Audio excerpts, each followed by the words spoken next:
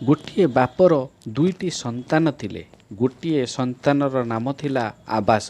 ଏହି ସନ୍ତାନଟି ମୂର୍ଖ ଥିଲା ଏବଂ ଅନ୍ୟ ଏକ ସନ୍ତାନଟିର ନାମ ଥିଲା ଆଲୋକ। ଏହି ସନ୍ତାନଟି ବିଦ୍ୱାନ ଓ ଶିକ୍ଷିତ ଥିଲା। ଦିନକର କଥା, ମୂର୍ଖ ସନ୍ତାନଟି ଆବାସ କୌଣସି କାରଣରୁ ରାଗରେ ଘରର ଏକ ଆସବା ଜିନିଷଟି ଭାଙ୍ଗିଦେଲା, କିନ୍ତୁ ତାର ବାପା କିଛି ନ କହି ଚୁପ୍ ରହିଲେ। ତାର ପରଦିନ ଆଉ ଏକ ନୂତନ ଆସବା ଜିନିଷ ବଜାରରୁ କିଣି ନେଇ ଆସିଲେ।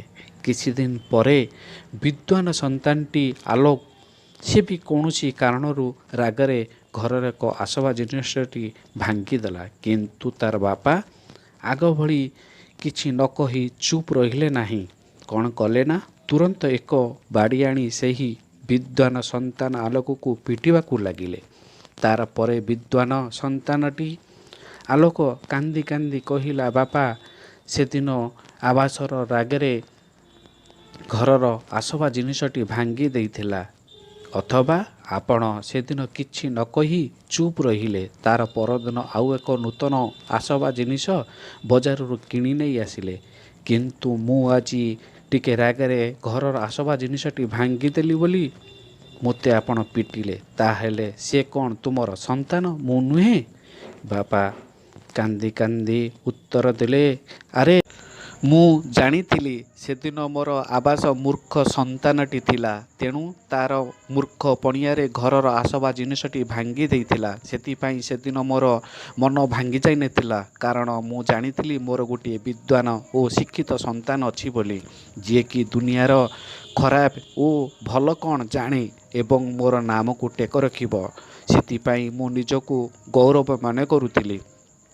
କିନ୍ତୁ ଆଜି ତୁ ଯେତେବେଳେ ବିଦ୍ୱାନ ଓ ଶିକ୍ଷିତ ହୋଇ ମୂର୍ଖ ପରି ଆଚରଣ ଯାହା କରିଲୁ, ଜିନିଷ ଭାଙ୍ଗିନୁ ତ ମୋର ମନ ଓ ହୃଦୟ ଓ ଆଶାକୁ ଭାଙ୍ଗି ସବୁକିଛି ଧୂଳିସାତ କରିଦେଲୁ।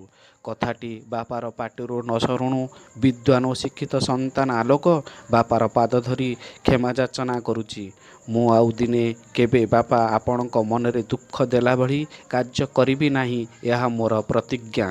ତାର ପରେ ବାପା ଆଲୋକର କଥା ନ ସରୁଣୁ ବାପା ପାଦ ତଳେ ପଡ଼ି କ୍ଷମା ମାଗୁଥିବା ସନ୍ତାନ ଆଲୋକକୁ ଉଠାଇ କୋଳାଇ ନେଲେ। ଏହି କଥାଟି ଆପଣଙ୍କର ମନର କେନ୍ଦ୍ରବିନ୍ଦୁକୁ କିଭଳି ଆନ୍ଦୋଳିତ କଲା, ତାହାର ପରିଭାଷାକୁ ପ୍ରକାଶ କରନ୍ତୁ। ମୁଁ ଆପଣଙ୍କର ଅପେକ୍ଷାରେ ରହିଲି। ମୋର କଥା ଆପଣଙ୍କୁ ଯଦି ପସନ୍ଦ ହୋଇଛି, ତେବେ ଦୟାକରି ଆପଣ ଏକ ଲାଇକ୍, ସବସ୍କ୍ରାଇବ୍, ସେୟାର କରିଦେବେ। ଜଲ୍ଦି ଜଲ୍ଦି। ଜୟ ଜଗନ୍ନାଥ, ଜୟ ଜଗନ୍ନାଥ, ଜୟ ଜଗନ୍ନାଥ।